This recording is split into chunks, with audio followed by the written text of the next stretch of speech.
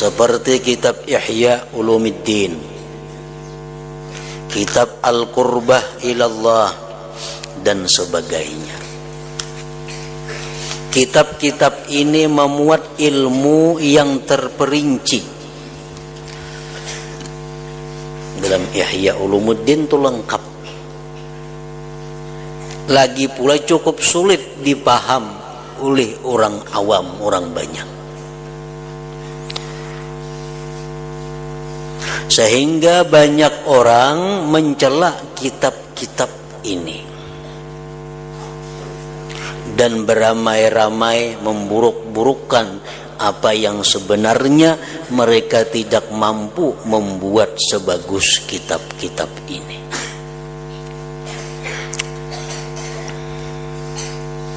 Tetapi hal semacam itu tidak aneh, ujar Imam Ghazali.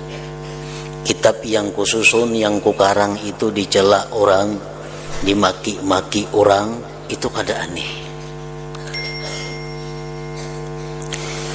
Adakah kalam yang keindahannya dan kebagusannya melebihi firman Allah Ta'ala, Tuhan sekalian alam? Pasti tidak. Kalam yang paling baik adalah kalam Allah, Al-Quran. Tidak ada kalam sehebat Al-Quran.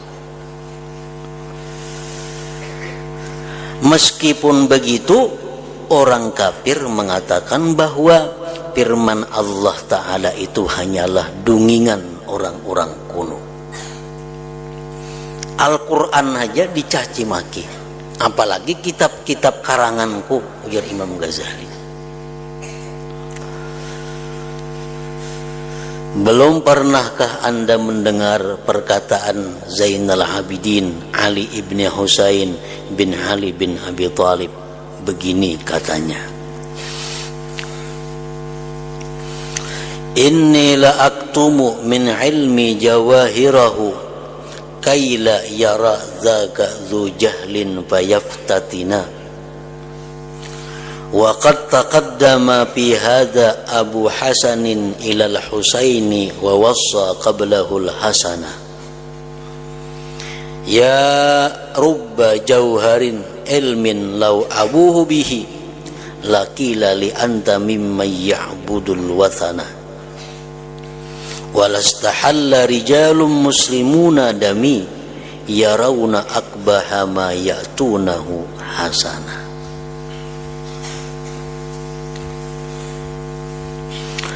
Artinya, aku benar-benar menyembunyikan mutiara-mutiara ilmuku, ujar Imam Ali Zainal Abidin.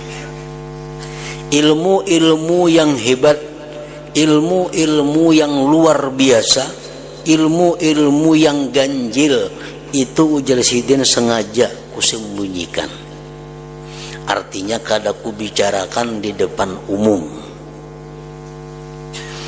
agar jangan sampai ketahuan orang bodoh.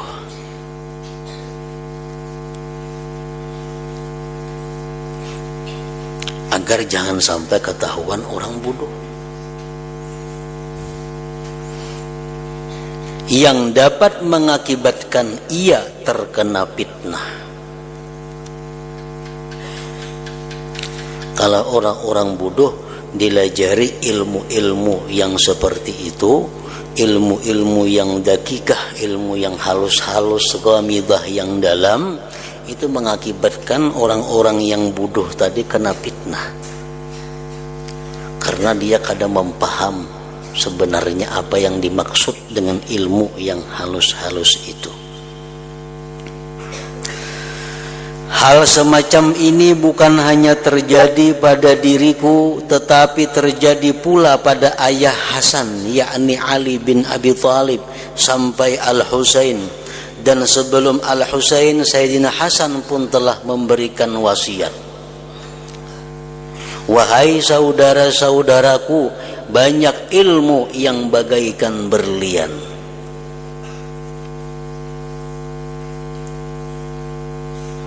Seandainya aku menyiarkannya, niscaya orang-orang menganggapku sebagai seorang penyembah berhala, dan banyak orang Islam menganggap halal darahku.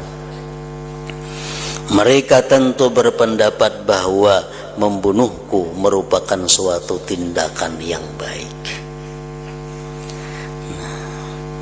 Jadi ilmu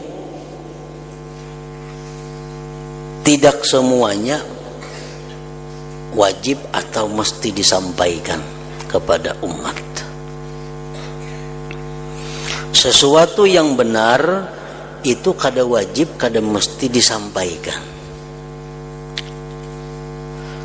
Sebagaimana Al-Imam Abdullah Al-Haddad mengatakan, laisa kullu haqqin yuqal wa likulli maqamir rijal. Bukan setiap yang benar itu dapat disampaikan, tetapi bagi tiap-tiap orang itu ada kedudukannya, ada kelasnya masing-masing. Nah, obat ilmu sama persis dengan obat. Obat itu samuaan baik, tapi kada setiap orang bisa meminum semua obat. Obat penenang itu mestinya diberikan kepada orang-orang yang berhak. Orang-orang yang kada kawa guring, orang-orang yang operasi, orang-orang yang apa memerlukan. Nah, orang-orang yang bodoh melihat obat penenang itu diminumnya, lalu inya mabuk.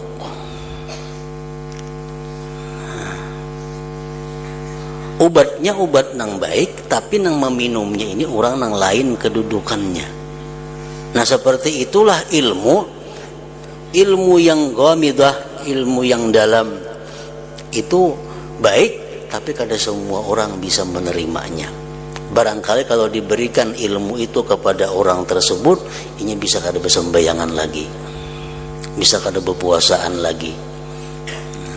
Kenapa? Karena makam kedudukan orang tersebut belum sampai untuk menerima ilmu yang halus, yang dalam seperti itu. Nah, itu yang dimaksud oleh Imam Zainal Abidin tadi.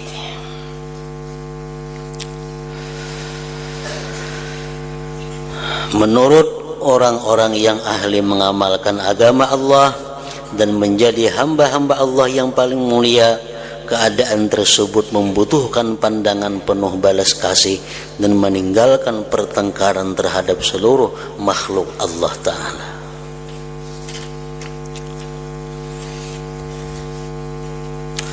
Kemudian aku merendahkan diri, ujar Imam Ghazali, memohon kehadapan Allah yang menguasai semua makhluk dan segala urusan mereka. Semoga Dia berkenan memberikan kemudahan kepadaku untuk menyusun sebuah kitab yang disetujui oleh para ulama dan dapat diambil manfaat oleh pembacanya. Macam Ihya Ulumuddin itu kada semuanya bisa memaham. Bahkan di dalam Ihya itu ada beberapa kalimat Imam Ghazali yang dibilang termasuk golongan ilmu-ilmu yang berbahaya dibaca oleh umum. Sehingga kitab Ihya Ulumuddin itu menimbulkan permasalahan di kalangan para ulama. Nah, jadi kitab Ihya Ulumuddin itu kada sebarang orang bisa membacanya, mempelajarinya.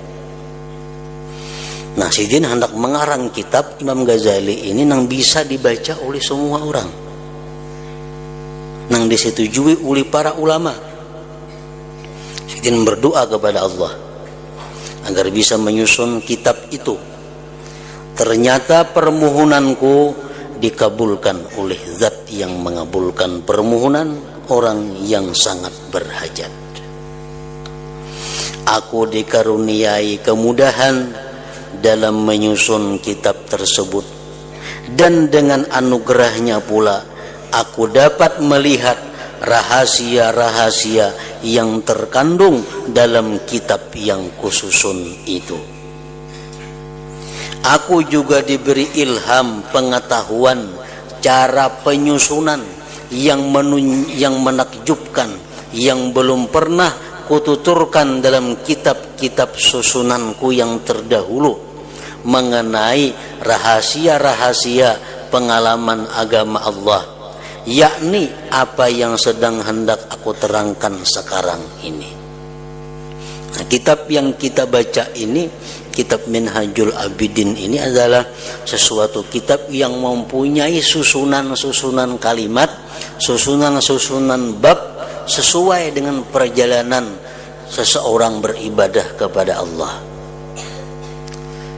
Apa yang mesti disiapkan sebelum kita beribadah? Sesudah itu bagaimana cara menghindari halangan dan rintangan yang menghadang kita di waktu kita hendak melakukan ibadah. Apa-apa halangan rintangan yang kita lalui waktu kita beribadah? Apa-apa yang bisa menyempurnakan ibadah kita sehingga bisa diterima Allah? Apa-apa yang bisa menyelamatkan ibadah kita daripada terputus di tengah jalan kada sampai kita mati? Nah, semuanya akan dibuat di sini secara rinci dan tersusun rapi dalam kitab ini.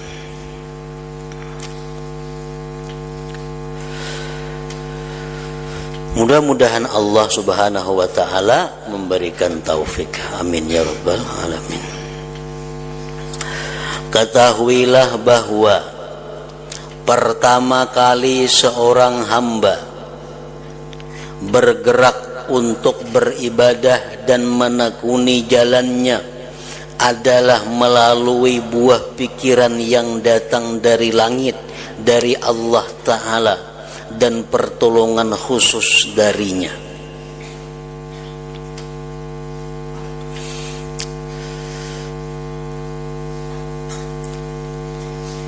Permulaan di mana kita hendak beribadah, permulaan di mana kita hendak bujur-bujur menjalani jalan Allah, itu datangnya dari Allah. Dalam hati ini kenapa timbul kita geritik? Dalam hati timbul ada geritik, ada khatar. Wah, aku ini mesti menjadi hamba Allah yang baik.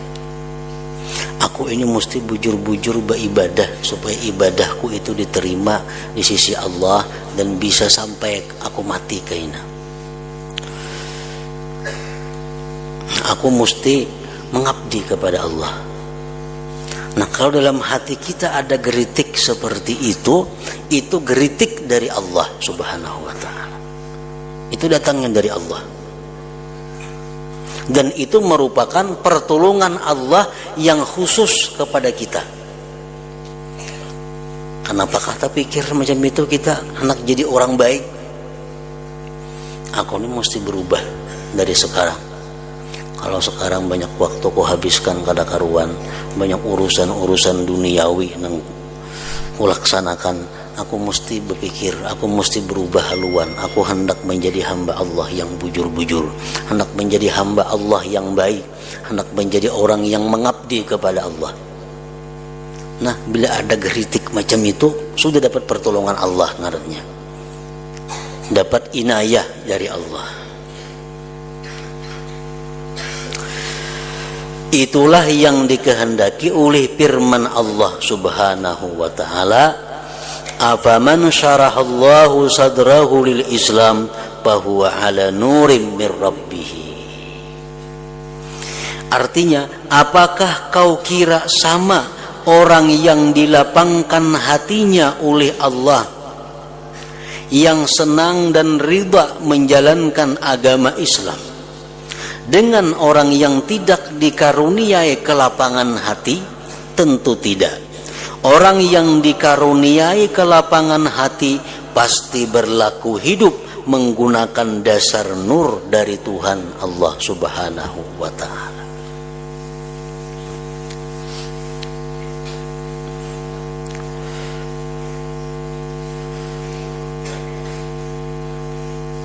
Jadi ilham dari Allah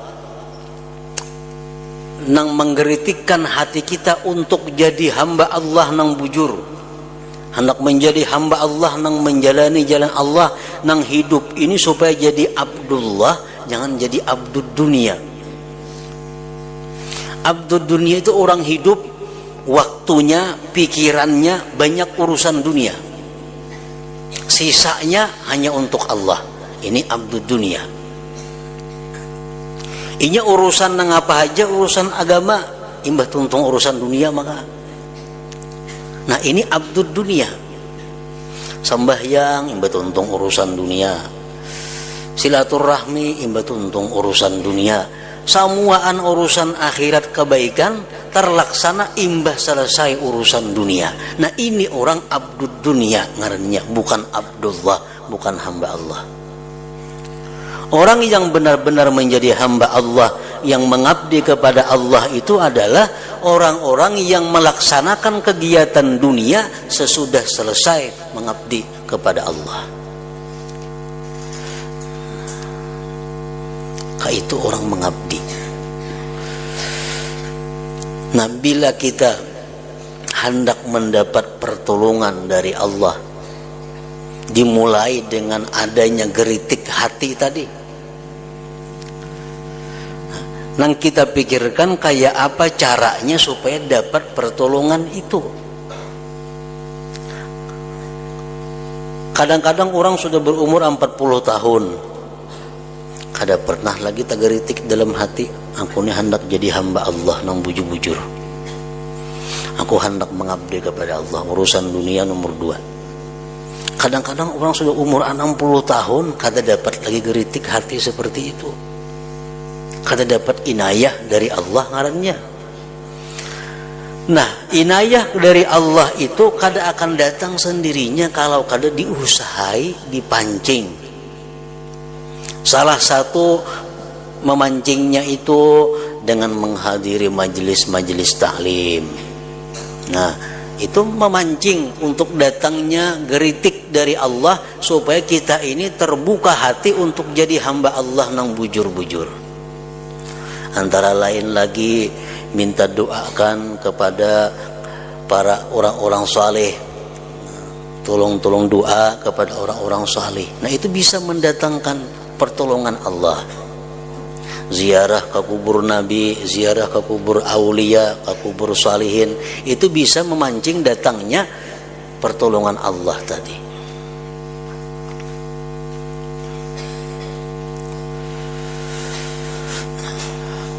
Buah pikiran dan pertolongan istimewa tersebut adalah yang diisyaratkan oleh Rasulullah sallallahu alaihi wasallam, innan nura idza dakhalal qalba infasaha wan syaraha. Artinya sesungguhnya nur itu apabila masuk ke dalam hati, maka hati berubah menjadi lapang. Kalau kita tadi dapat sudah geritik dari Allah, dapat pertolongan dari Allah, bahwa aku mulai saat ini aku sudah mesti merubah gaya hidup, merubah jalan hidup. Nang selama ini hidupku sudah banyak kucurahkan untuk dunia, aku mesti berubah, mesti banyak mengabdi kepada Allah. Nah, bila mana ada geritik seperti itu, berarti cahaya masuk ke dalam hati kita. Dan hati kita akan lapang. Innan nur idza dakhalal qalba infasaha wa nasharaha.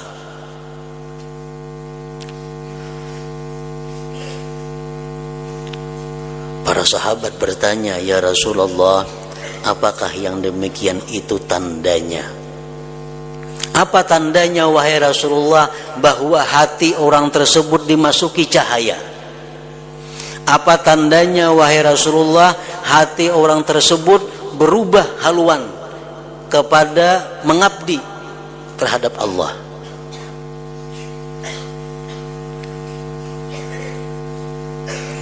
Rasulullah menjawab, na'am, at-tajafi an daril ghurur wal inabatu ila daril khulud wal isti'dadu lil maut qabla nuzulil maut. Artinya, ujar Nabi, ada tandanya Tandanya orang-orang yang hatinya dimasuki cahaya itu adalah orang yang hatinya kemasukan nur itu menjauhkan hatinya dari alam tipuan dunia dan kembali menghadap ke alam kelanggingan, serta membuat persiapan menghadapi maut sebelum datangnya maut itu. Nah, itu tandanya. Tanda orang yang hatinya dimasuki cahaya, tanda orang yang dimasuki hatinya, dimasuki oleh khatar ilahiyah, gerakan geritik hati dari Tuhan tadi, akan terlihat dalam hidupnya itu adalah mulai menjauh dari kesibukan-kesibukan dunia, mulai merapat mendekat kepada kehidupan-kehidupan ukhrawi dan mempersiapkan kematian sebelum datangnya kematian itu. Itu tandanya orang ini sudah hatinya mulai bercahaya.